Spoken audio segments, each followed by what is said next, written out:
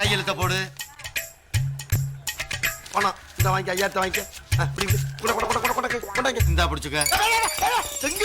நீங்கள் இந்த மாதிரி சில்வர் வாங்குறேன்னு சொல்லிட்டு ஏமாறாமல் இருக்கவும், ஒருவேளை உங்களுக்கு சில்வரில் இன்வெஸ்ட் பண்ணணும்னு ஐடியா இருக்குது, பட் ஆனால் உங்களுக்கு ஃபிசிக்கலாக வாங்கி வைக்கிறதுல இன்ட்ரெஸ்ட் இல்லை அப்படின்னு நினைக்கிறீங்க அப்படின்னாலும், இப்போ நான் சொல்ல போகிற இன்வெஸ்ட்மெண்ட் பார்த்தீங்கன்னா ரொம்ப யூஸ்ஃபுல்லாக இருக்கும். அது மட்டும் இல்லாமல் நான் சொல்ல போகிற இன்வெஸ்ட்மெண்ட்டில் செய்கூலி சேதாரம் அப்படின்னு சொல்லிட்டு எந்த இதுவுமே இல்லாமல் நீங்கள் இன்வெஸ்ட் பண்ணுறது ₹1 இருந்தாலும் அது வந்து பார்த்தீங்கன்னா கம்ப்ளீட்டாக பியூர் சில்வரில் இன்வெஸ்ட் பண்ணுற மாதிரி இருக்கும். ஸோ என்னென்னு பார்த்தீங்க அப்படின்னா சில்வர் ETF. ஸோ இந்த ETF எப்படி ஒர்க் ஆகும் அப்படின்றத கோல்டு ETF-ஆவே ஆல்ரெடி நான் எக்ஸ்பிளைன் பண்ணியிருக்கேன். ஸோ இது வந்து பார்த்தீங்கன்னா நீங்கள் ஸ்பெசிஃபிக்காக சில்வரில் இன்வெஸ்ட் பண்ணுற மாதிரி தான் இருக்கும். ஸோ இதில் லாஸ்ட் நல்லா பெர்ஃபார்ம் பண்ண 3 ETF ஃபண்ட்ஸை பற்றி சொல்கிறேன். என்னென்ன அப்படின்னு சொல்லி பார்த்தீங்கன்னா, ஃபர்ஸ்ட் ஒன்று என்னென்னு பார்த்தீங்கன்னா ICICI Prudential silver ETF fund. இது வந்து பார்த்தீங்கன்னா லாஸ்ட் 1 இயராக 31.5% வரைக்கும் ரிட்டர்ன்ஸ் கொடுத்துருக்கு. செகண்ட் என்ன அப்படின்னு சொல்லி பார்த்தீங்கன்னா கோடாக் சில்வர் ETF. இது வந்து பார்த்தீங்கன்னா 31.47% ரிட்டர்ன்ஸ் கொடுத்துருக்கு. தேர்ட் என்ன அப்படின்னு சொல்லி பார்த்தீங்கன்னா மிரே அசட் சில்வர் ETF. இது வந்து பார்த்தீங்கன்னா 31.36% ரிட்டர்ன்ஸ் கொடுத்துருக்கு. எல்லாமே நியர்லி பார்த்தீங்கன்னா 30% ரிட்டர்ன்ஸ் கிட்ட மேலே வந்திருக்கு. ஏன்னா சில்வர் எந்த அளவுக்கு பெர்ஃபார்ம் வந்து அதை தான் பேஸ் பண்ணி இந்த ETF-மே பெர்ஃபார்மன்ஸ் பண்றதுனால நீங்க எப்படி சில்வர்ல இன்வெஸ்ட் பண்ணணும்னு நினைக்கிறீங்களோ அதே மாதிரி தான் இந்த ETF-லயும் நீங்க வந்து இன்வெஸ்ட்மெண்டா பண்ணுவீங்க.